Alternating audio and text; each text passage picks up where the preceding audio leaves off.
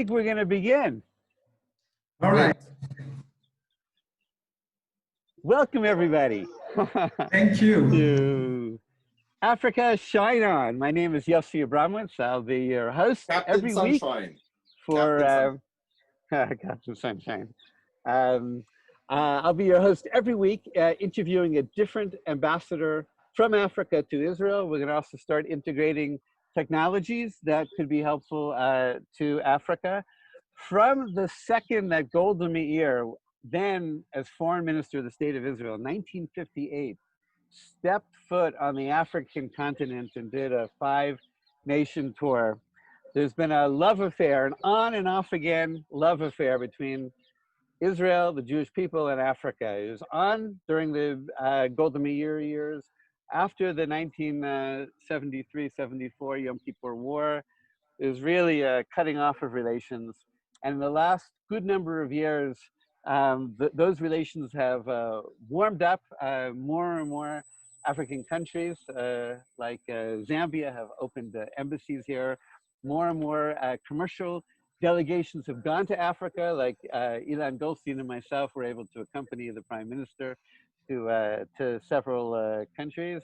And as we speak, a brand new foreign minister is being sworn in the state of Israel. And so we've been in a little bit of a holding pattern politically here in the state of Israel, but by midnight tonight, I believe that it'll be Foreign Minister Gabi Ashkenazi.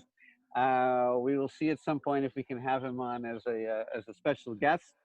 And the love affair actually began with a feeling of brotherhood, and we'll hear about modern manifestations of it. But the founding visionary of the Zionist movement for the Jewish people to come home to the ancient homeland, Theodor Herzl, wrote in his diary that after he helps bring liberation and redemption to the Jewish people in its homeland, he hopes to be a partner in the redemption of the Africans. And that, of course, meant from colonialism. My worldview is through energy as a way to bring economic and social development to our friends in Africa, but not only energy in terms of through our industries of goodness, water, clean energy, agriculture, medical, especially in these times. Israel has the potential to be really a superpower of goodness and an excellent partner for the over 1 billion people in Africa, and particularly in sub-Saharan Africa. We live in an imperfect world, and we live in a very, very challenging time. And so it's really going to be friendships. It's really going to be trust. It's going to be the speed of trust and the relationships that will bring together the kinds of partnerships to really lift up the most vulnerable people at perhaps one of the most vulnerable moments in world history and in human history. I happen to have a lot of friends in Zambia, and we are so honored for Ambassador Martin, the Dean of the entire African Diplomatic Corps to the State of Israel, a man who I met, I think, on his second day when he arrived in Israel in 2015 with a mandate from his president, who is still the president and whose partnership we appreciate, to really bring our peoples together and our countries together. And Ambassador Martin, I consider you a friend of Israel and the Jewish people. And I know that we're going to work together, the greater we and the greater together, really in the interest of friendship and in the interest of human dignity, so that more and more can be done between the people of Israel and the people of Zambia. So welcome to you. Welcome to the people on Zoom. Welcome to the people on Facebook. I already see people raising their hand, the honorary consul of Israel in Zambia. So we're going to hold off on questions. We have some great guests to be able to join us. 2 students from Zambia studying at IDC. We'll meet them a little bit later. Ilan Goldstein, an investor in wind and solar energy. He'll be the first hybrid co-founder of Gigawatt Wind. Indeed, indeed. And my teacher, and he's the one who really facilitated the trip where I got to recently meet the president. And so thank you. We have your counterpart, Mr. Ambassador, Ambassador Gershon Kedar, the ambassador of Israel to Zambia. And I know and we may even have some kids on who are going to ask some questions. But at this point, hello, Ambassador Kedar. At this point, Your Excellency, Hello, hi, how are you? Shalom. Tell Hi, us a shalom, little shalom. bit about yourself, please. Thank you, Yossi, for this opportunity for me to speak about Zambia and its relations with Israel. A little bit about me. As you said, I arrived in Israel in 2015. In fact, it's going to be exactly 5 years, 4 days ago, because we arrived on the 10th of May, 2015. Before that, I worked for the intelligence service in my country. I was there for 34 years, and I headed it for the last 3 years. So it's after that I was appointed to Israel. And this is my posting as ambassador. And as Yossi said, this is our first mission, rather it's our first resident mission. We were previously represented from Nairobi. So that's the little bit I'm able to say about myself. I'm here with my family, my wife and one child. How old is that child? He's 9. Oh, really? Oh. Yeah, there's actually a big gap with the rest. Uh-huh. Yeah. Wonderful. And how has the experience been living in Israel for the last 5 years with your Well, family? it's been quite an exciting place. It's a mixture of the ancient, the old, and the very modern. That's quite exciting. Yes, indeed. Interesting mix. Now we have many people from Zambia, mostly through the Facebook, so they know about Zambia. But for the rest of us, can you introduce us to Zambia? How many people? What's the size of it? What's the culture like? Give us a little bit of a flavor. All right. Yeah, for those of you who don't know, Zambia is in the southern part of Africa. It's surrounded by 8 other countries. Some of the countries which surround it are the DRC up north, Zimbabwe and Botswana in the south, Angola in the west, Malawi and Mozambique in the east, and Tanzania northeast. So those are some of our neighbors. We used to refer to ourselves as a landlocked country. Mm-hmm. We refer to ourselves as a land-linked country because we believe it's an asset. Very good.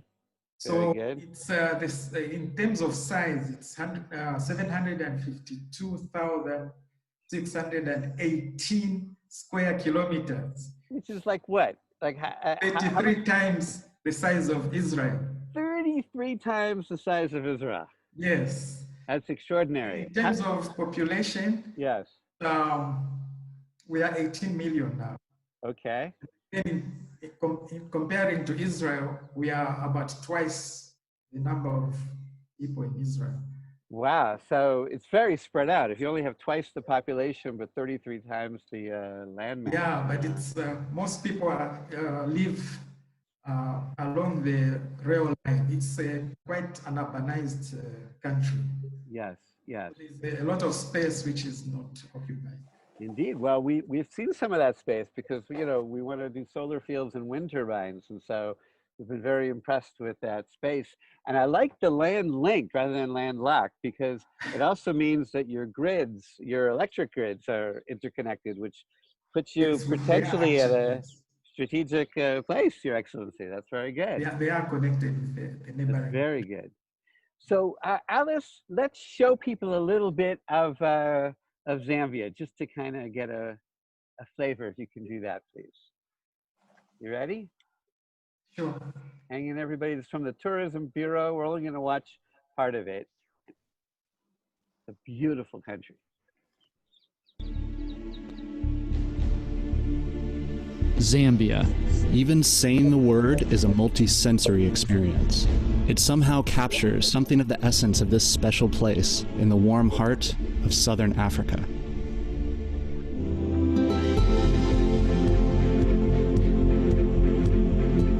Take in the mighty Zambezi River, the majestic Victoria Falls that form Zambia's natural southern border, and the national parks overflowing with wildlife.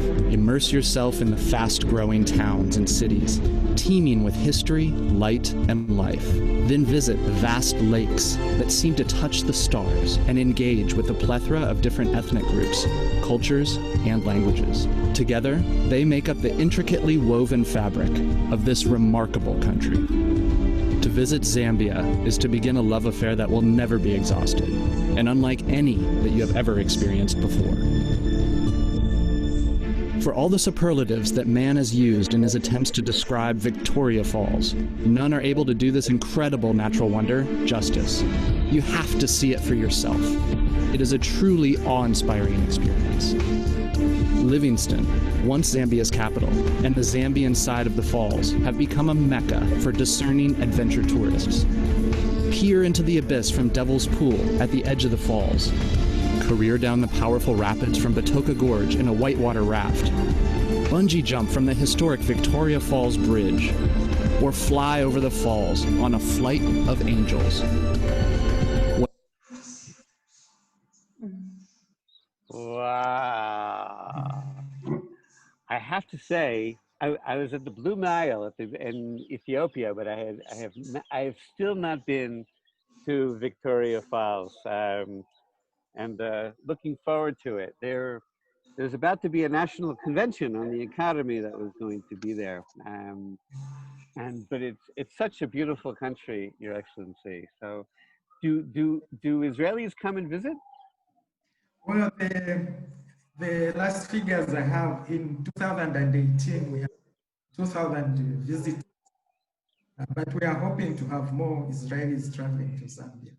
Well, actually, For business, but we'd like to have more tourists traveling there. so one of the surprising things about Zambia, and I learned this from my friend the bishop, I think he might be on, is Zambia's very rich Jewish history. The state of Israel owes a gratitude to Zambia and the Jewish community there, because Stanley Fishler, who was the governor of the Bank of Israel during the economic crisis and then became the deputy head of the Fed in America, I think was raised in Zambia. But tell us a little bit about the Jewish community, so to whet all of our appetites to come and visit. Yes, the connection with the Jewish people go to the end of the 19th century. That's when we had the first Jewish people coming into the country. And most of them came from the Baltic states, Latvia and Lithuania. Those are the first ones who came first through South Africa. And most were coming for economic opportunity.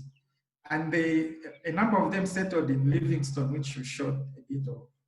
And you can see evidence of that if you go to Livingston now. There is a building which used to be a synagogue. You can see the Star of David on it. Cemetery as well. So you can actually see that connection. And increase after the Holocaust. At the peak, we had about 1,200 Jewish people in the 50s. But they left after Zambia got independent. Mm-hmm. The 60s, when other expatriates also left. Mm-hmm. Just a small community. I believe it's 30, 35, but I don't have the exact number. I'm talking about the resident, those permanent residents. Yes. There are, of course, many Israelis who are now doing business in Zambia, traveling back and forth. Yes, yes, yes. Thank you. And I believe there's a museum there in Livingston that we'd like to go to. Yes. I failed to mention to say all protocol observed, because you have the British tradition. But one of the interesting things, here we are, from Jerusalem, broadcasting on this side, and you're in the center of the country. And Israel is known as a Jewish state. one of the things I've learned and appreciate about Zambia is that according to your constitution, you are a Christian nation. What does that mean? Can you, I think we're curious. Well, the declaration of Zambia as a Christian nation was made by the late President Frederick Chiluba in 1992. Mm-hmm. And as you say, it's now enshrined in the Constitution, Mm-hmm. in the preamble. Mm-hmm. Recognizes Christianity as the official religion for Zambia. Mm-hmm. And actually, we have 85% of the population are Christian. Mm-hmm. But it doesn't mean that other people are not allowed to practice their religion. They are allowed to, and their freedom of conscience. Mm-hmm. Their religion. Mm-hmm. And how does that express itself? I mean, what happens in the holidays and Sundays that would be different, let's say, from another African country that may not designate itself officially as Christian? Well, generally, Sundays when we are on holiday, unlike here, it's Saturday, Saturday, Friday, but in Zambia, it's Sunday. So that's our main holiday. And there are a lot of Christian denominations. There are some who meet on Saturdays as well, the seventh day. And then also you can see this reflected during official functions. Usually official functions with the prayer. And then a lot of events are usually accompanied by the church, the priests are there, and we have choirs. Most official functions are like that. Yeah. So that's some of the ways you can see the character of the country. I remember when you brought the president and about half the cabinet on the state visit about 3 years ago. And we were very honored to have that meeting. But if you remember, I opened the meeting with a blessing. We have a blessing for when you meet a king or a head of state. And it's thanking God for sharing God's glory with a human form, right? With a head of state. And you can see that your president is a man of faith. And that he appreciated receiving a blessing. Yes. That was very, ministers would have liked to come because there's an affinity towards Israel because of our Christian background. So a lot of Zambians would like to visit Israel for that reason. Yes, yes, yes. And some do come. We do have pilgrims. Yes, yes. It's one of those countries where, as someone who's a religious Jew, where I'm very comfortable, wearing my head covering, and people say shalom, and they ask questions often, it felt very comfortable, and if went to people's homes, and you feel the faith. So we appreciate that sense of family on that. So as brothers, as in humanity during a very difficult time, right? You've been sent here to open an embassy and to find ways that we could work together as countries and as people. And here I'm wearing my hat as more as the Israeli entrepreneur. But how do you hope that there could be more collaboration? And then I just want to tee it up. We're going to have our first two questions. One, because of protocol, our good friend Ambassador Kedar, and then Ilan Goldstein. But if you could say, what were your aspirations then? Yeah, one of them obviously is to enhance the bilateral relations. As you mentioned, the relations were severed in 1973 and they were restored in 1992. So we've been working towards enhancing that. But also there are economic aspects of it. We are trying to attract more investment to bring about more trade between the two countries. And that's another of our goals while we are here. One is to gain from Israel's expertise in technology and entrepreneurship, mainly through training We have a number of students, as you mentioned. We have actually about 56 students who are undertaking agriculture internship. Apart from the 3 you mentioned, Wow. we have students in public health. We usually have 1 or 2 every year at the Hebrew University. Oh, wow. So those are the things that we're interested in. So wait, do they all come together on your Independence Day in We October? try to get them when they can get them. When we have a bigger, we invite them. When we have a bigger function, we invite them. Okay, depending on how many show up, we're happy to, Elon and I have sponsored Shabbat dinners. He has a apartment overlooking Jerusalem, and perhaps we can have a good number of them either at his home or mine. Well, It would be honor. I don't know if my wife is a better cook or if Yosef's wife is a better cook. It might be. We may have to have a contest about that. And no. I think the ambassador is going to vote who's the better cook, and Yeah. that's what We wait to see. Oh, don't put him in a tough spot. We So have to test. Yes. That's the test. So look, as part of the relations, you did, you sent a distinguished member of, from the government here. You've been a great and honorable representative for your people and your country. And we don't have a resident embassy yet. But you have, I think, one of our best ambassadors still assigned to you. And no one has done more, I think, really, to try to bring people like us into Zambia. And so, Ambassador Kedar, introduce yourself, and what's your question for for His Excellency? Well, thank you, Yosef. Thank you, Martin, Ambassador. Well, you've just already introduced me as one of the best Israeli ambassadors. So what else can I say? Except that it's probably not true.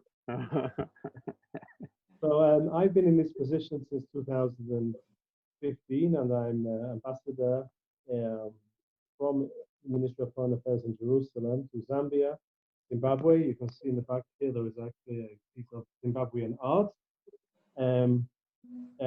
Botswana and Namibia. But a lot of the time that I give in the travels, well, in non-COVID-19 days is to Zambia. In 2018, I was there like 5 or 6 times. 2019 less because of budget issues in our ministry. That's a different story. And I was just in Zambia just before the lockdown started in January. And hopefully, as soon as we can get back to international travel, we'll be starting again visits. And I just want to say one little story. Instead of giving the 10-minute lecture that you asked me to do about Israel, no, maybe someone misunderstanding. I'll just give a 1-minute quick story, which really sort of shows about the friendship between the countries.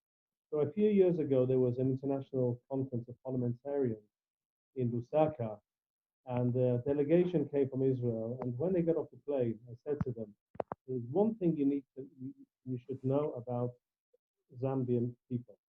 He said, "What is it?" He said, "You will not meet any Zambian who does not like Israel." So for members of the Knesset who've been around the world, Europe and in other places, they thought I was joking with them. So they sort of laughed politely, and I said, "Okay, I can see your reaction, but let's not talk about it now. Let's talk about it in 3 days, exactly this point, when you're getting back on the plane." So I left it. 3 days later, we are getting on the plane. I said, "Okay, remember what I said 3 days ago and what your reaction was?" They said, "Yes." I said, "Well, was I right or was I right?" They said, "You were right." I think that sort of shows, really what it's all about in our relations. Yes. And well, my question, I would think, for Ambassador Martin is, as we are, can you hear me? Much Yes. better. Okay, as diplomats, our job is always to find opportunities to make the relations between countries closer for mutual benefit. Now, of course, we are in a both countries and the whole of the world is in a very, crisis situation because of COVID-19. And my question to my colleague is, how do you think that besides the problems that we have now, basically what opportunities do you think that we will be able to get as we get out of this crisis? What extra opportunities, if any, and I hope there will be, do you think there are that through them we can increase and enhance our relations, whether it's in the area of international cooperation, trade, investment, technology, or whatever it is? That's my question. Yeah, on the pandemic itself, I think that we should be searching for collaboration in terms of changing information on best practices and whatever technologies are available. As you may recall, we do have an MOU between our Ministry of Health and Israel. And I think that we should explore areas of collaboration in this situation. I think we have a basis to do that. In specifically on the pandemic, but of course the issues of investments are still relevant in this situation. As you may know, as Zambia, we import a lot of commodities, but this situation has made us now focus on how we can build local value chains. I think that we can help our farmers and others to produce for the local retailers. Now that a lot of these goods are not coming in, I think that's another opportunity seen from the Zambian side. But of course, Israel has potential investors, so this is an area I think we can collaborate in. Value addition of some of these agricultural products we are talking. Right, wonderful. You might need energy for those products. Sure. Elon Goldstein, come on down. What do you have to say to His Excellency? Thank you very much, Yosef. You're a great host of this show, and I appreciate your television personality. It's really shining through and on the big screen.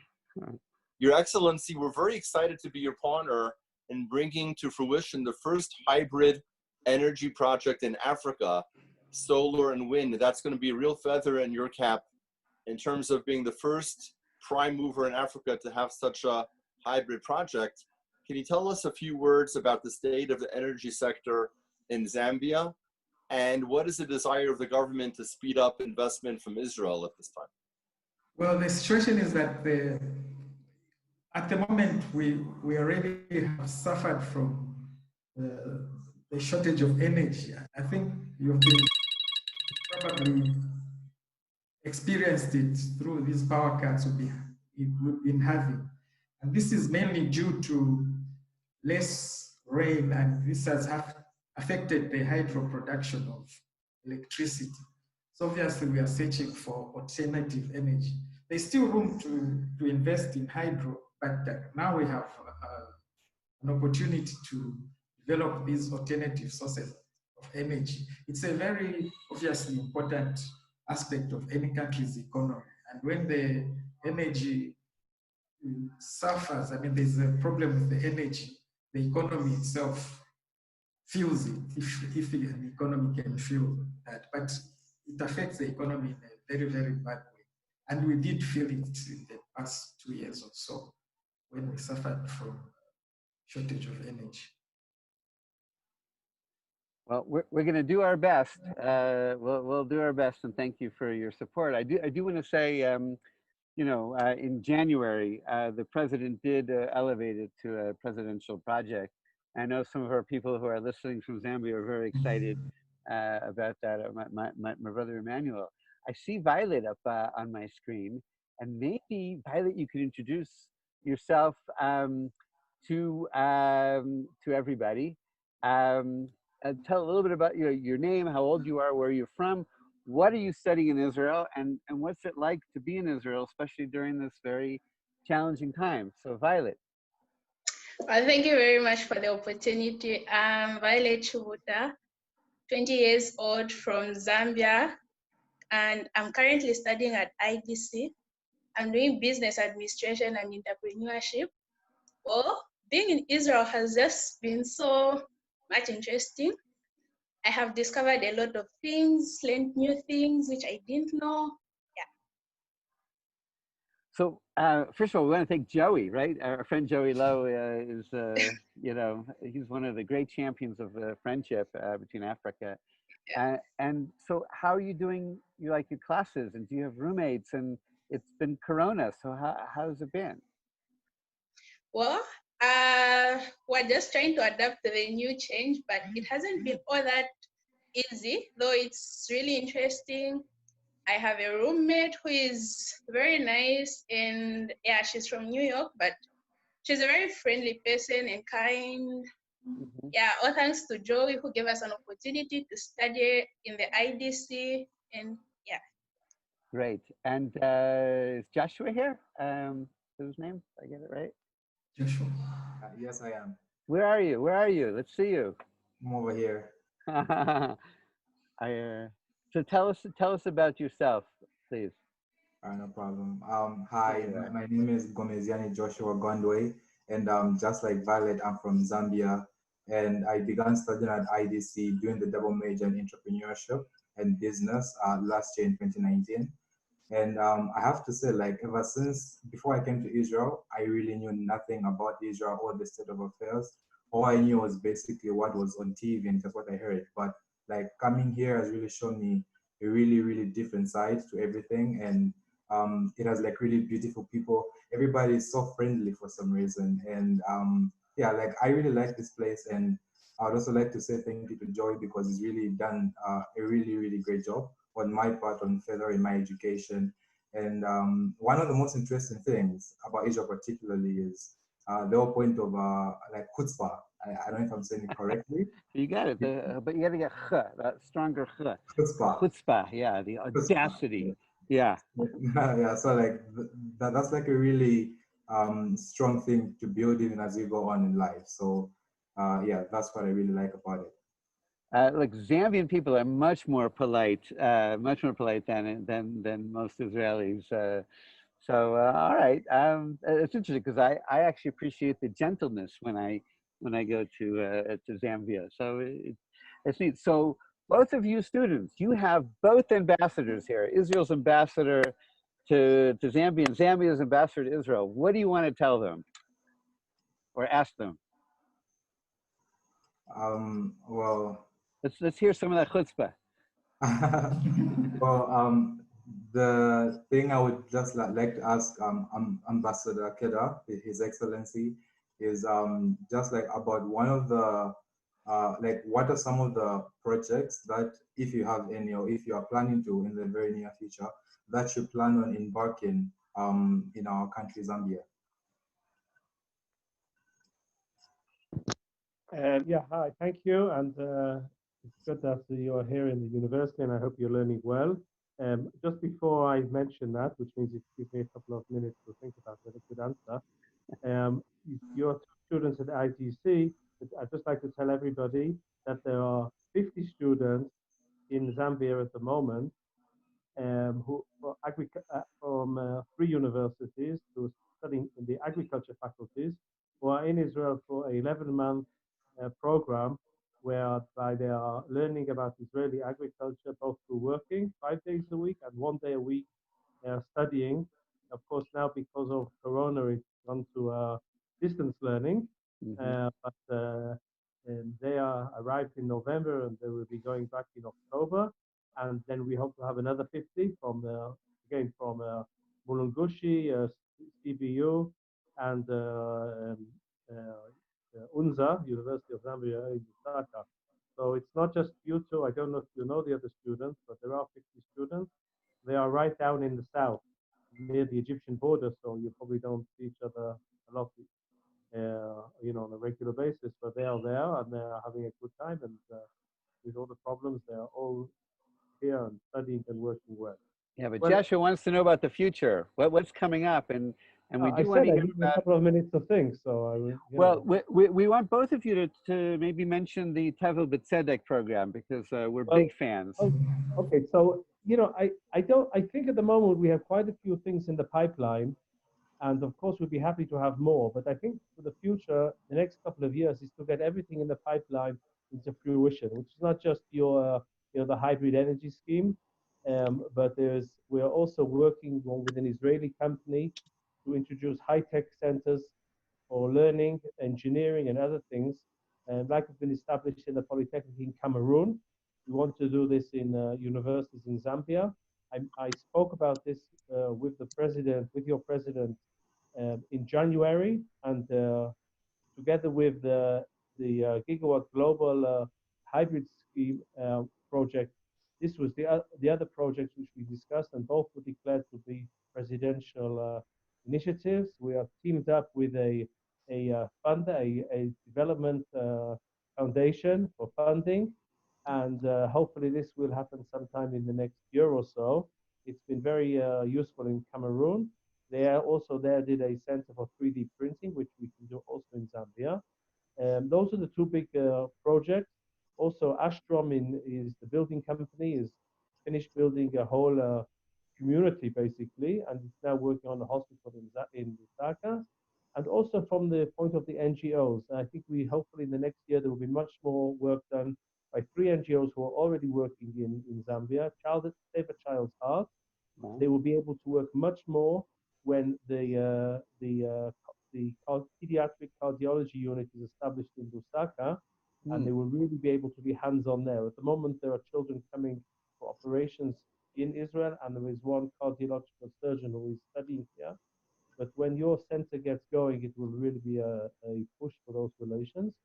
Also, Innovation Africa is working in Eastern and Southern Africa. Hopefully, it will be connecting about 20 to 40 villages to solar energy, not for every house, but for health centers, schools, and clinics, and things like this, and also supplying energy for water, for pumping water from the aquifer, which would change the life of most people in the village, especially women who normally go to drink water from a long way away each day. And as Joseph, you said, Tevel Besedek have also started working in women's empowerment, in youth, in community development. They have local workers there. Unfortunately, because of the lockdown, the Israeli volunteers and Israeli staff are not there at the moment. But all these things together, of course, I'll be happy to be new initiatives, but that's about 5 or 6 things which are going on, which I really think in the next couple of years we should get them fully implemented, hopefully. Wonderful, wonderful. So wait, Violet, we didn't give you a chance to, you have the ambassadors, you have a whole audience, you have investors, you have activists, you have people on the ground here, there. What's your vision? What would you like to see happen, or what's your question? Well, I don't have a question, but I have a request in form of a suggestion. My request is, as we're studying here in Israel, I would like both the ambassadors to help us, or maybe inform us if there's any chance of a certain project they're working on, if we can be of help on such occasions. Okay.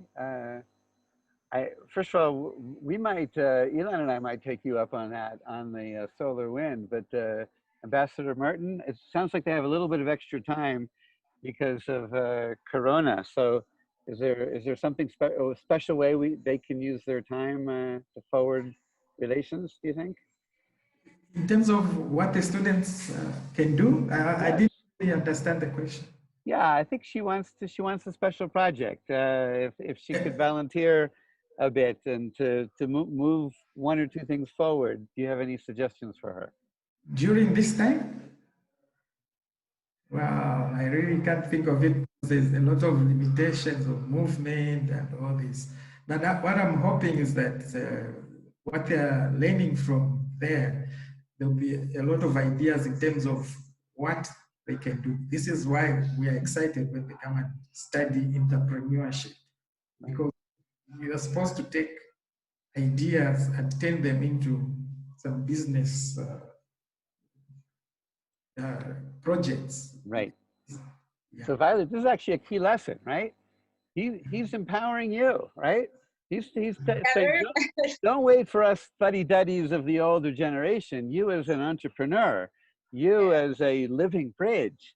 We want to hear at the end of the year from you. But if you have ideas now or soon, like, what do you think you can do? What do you think is needed? And if you don't come up with any, then we'll get you to work with either one of these nonprofits or Elon and I with the wind solar hybrid. But I think he's right. I think he's counting on you guys, since you really have the benefit of being now from both worlds. I do want to open up to see if there's any from the chats, and there's a variety of chats that we just have to double check. Alice, I don't know if you're checking the Facebook, which has a lot of people. Marion Stein, are you on and you have a question? Yes, I have a question. What is the name of what is the institution that Viola and Gomez are studying in? I don't know those initials. What's that place? IDC. So Violet, the Interdisciplinary Center in Herzliya is a very top of the line international private university, and they have a philanthropist who brings a lot of African students there, as well as asylum seeker students, which is from Africa. So the Interdisciplinary Center, I happen to know it because my daughter Halal, I don't know if she's on, hey Hamuda, studied communications there, and I just lectured there for the Argo Fellows. So it's a wonderful university. Thank you. Of course, nice to see you, Marion. Anybody else have questions from the Zoom? Otherwise, we'll go to the Facebook. Alice, are you able to check the Facebook? So we have a question on the chat from Sinia Mbale. Joseph, the energy deficit in Zambia is at worst. When do you kick off the project? Haha, it's the question to me. So thank you very much, Honorary Consul, and also we want to thank you for your help, of course, and your partnership with Ambassador Kedar, because it's all these moving pieces, and it's really about the relationships. Now that the president has declared a project of national priority, we are hoping in the next 2 weeks to have a signature on what's called an implementation agreement. I don't want to go into too much detail. We have some trade secrets, and we don't want to chill the diplomatic and political process. But we've been assured, like we move very quickly. We've done all the initial studies. The wind studies Elon and I were very pleased with. It's one of the few places on the planet where it's beautiful. The sun, you know, during the day goes like this, and as it begins to set, the wind picks up, and there's a wind mass that weathers that's able to demonstrate that it'll be, it's called the load balance. So you can have green energy day and night, in addition to the green energy of the hydro, which is going down because of climate change. So we are ready to sign the things that need to be signed, and the government, which is operating at a reduced capacity because of Corona, I think they're making the best effort we've seen today. So we hope as soon as possible. Is that a diplomatic enough answer? And we're very optimistic, and thank you for whatever help you and others on this Zoom and Facebook can give us. But we're optimistic. Once we have signature, we'll move pretty quickly. All right. Any questions from the Facebook page? I don't see for the moment. Okay. So let's talk a little bit about Corona, because it affects all of us. And you know, Mr. Ambassador, you've been experiencing the lockdown. We were going to go together with Elon, with the ambassadors, down to Ktura for a green energy tour, and that, of course, had to be postponed. Things are big, you know the situation here, but what is it like? I mean, there's 54 countries in Africa, but zoom in on how is Zambia handling it? What's it look like there? Well, in terms of approach, it's basically what everybody else is doing. It's a two-pronged approach. We have the health part and also the economic part. Of course, the impact on the economy has been quite drastic. So the government has been trying to help the businesses sort of weather this storm. Yeah. Of course, in terms of the health side, we are doing what most people are doing: quarantine, surveillance, contact tracing, and so on. But we are under a lot of stress economically, obviously, because in terms of revenues have been affected. So the money to spend on even the fight against the pandemic had to come by. So we are experiencing a lot of stress in that sense. And there's a lot, as in our case, the cases are rising. In Israel, they are going down. So we are anticipating that this problem will be getting more serious as we go on.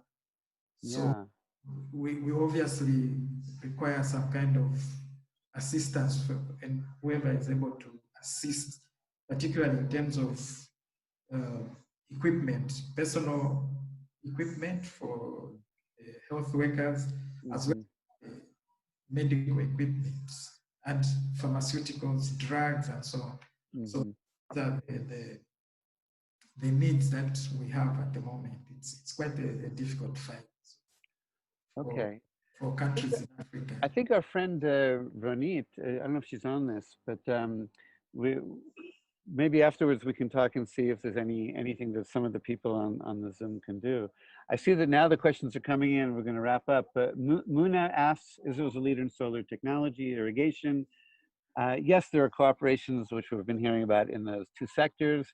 Rabin from Uganda, he's in Israel. He wants to know about job creation for job seekers, for young people. And again, we know it's a difficult time, but youth unemployment tends to be a challenge in a growing continent. What does job creation look like for young people before Corona in Zambia? This is a problem everywhere. So this is why we are emphasizing on people getting the skills of entrepreneurship, trying to see what they can do by themselves. Jobs from government are getting fewer and fewer. So hopefully, as people invest in the economy, more jobs can be created. I also hope that individuals find activities that would produce wealth for them. Yes, yes. So last question for you, and then we're actually, we have a great video that you've recommended called Social Distancing, which is a Corona song to teach young people in Zambia. And we'll end with that. But Foreign Minister Gabi Ashkenazi is being sworn in. And in your first meeting with Foreign Minister Ashkenazi, what message do you have to convey to him?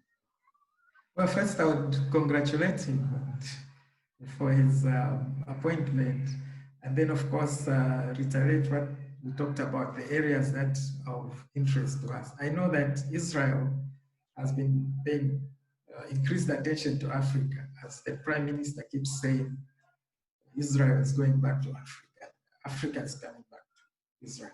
So obviously we would want follow-ups to areas of collaboration with this new administration. So just under the, since your Zambian student used the word chutzpah, don't you want to just ask him to open an embassy, a permanent embassy in Uganda already? Or do you want me to do that? I'll do like that. Ambassador Keda to be there. Oh, yes. I can't speak for him either, but... but we've worked very well with him, but it'd be nice if he went to Zambia.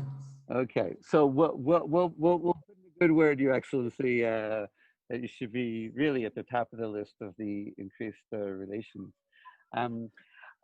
First of all, I really want to thank you for kicking off. You know, you've been just a great partner and a great friend and a really super representative of your people and your country. and really because of the quality of their ambassador, we have confidence. We have confidence in the relationship and in some of the business opportunities and the nonprofits. You can see under your tenure, there's been more and more under Ambassador Kedar's. If there's other ambassadors on, so just want to say thank you for being on. And next week, we are going to have our friend, the ambassador of Ethiopia to Israel. And he too is a man of faith, Christian. And Ethiopia and Israel are really, that was the beginning of relations with Africa. Everyone goes back to Queen of Sheba and King Solomon, but actually it goes further back because when the Israelites left Egypt, Moses was married to Tzipporah from Ethiopia, from Cush. So the history of Israel and Africa is deep. And those of you who enjoyed this conversation, please join us next week. And we want to very much thank everyone who participated. Ilan Goldstein, the two students. Thank you. People who asked questions. And Alice, let's see if Alice can send us off with 3 minutes to go for a 3-minute music video to get a little bit of the sights and sounds of Zambia during Corona. So thank you, everybody. Alice, you're on. His Excellency, it was a real privilege to meet you. Thank you very much. Thank you. Thank you. Thanks.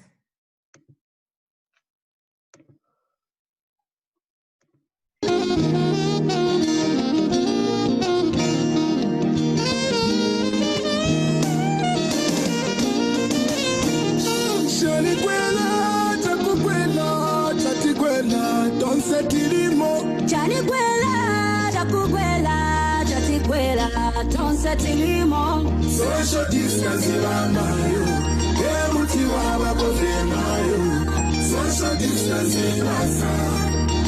distancing, social distance, sister.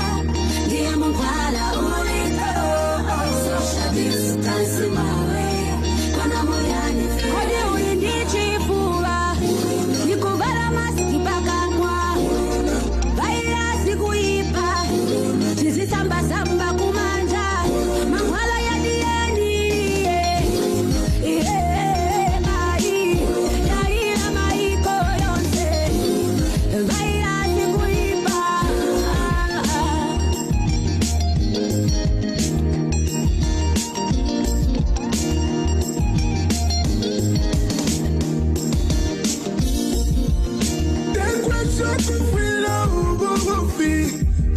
Jesus, ira posha, corona, iwe mona, obufi.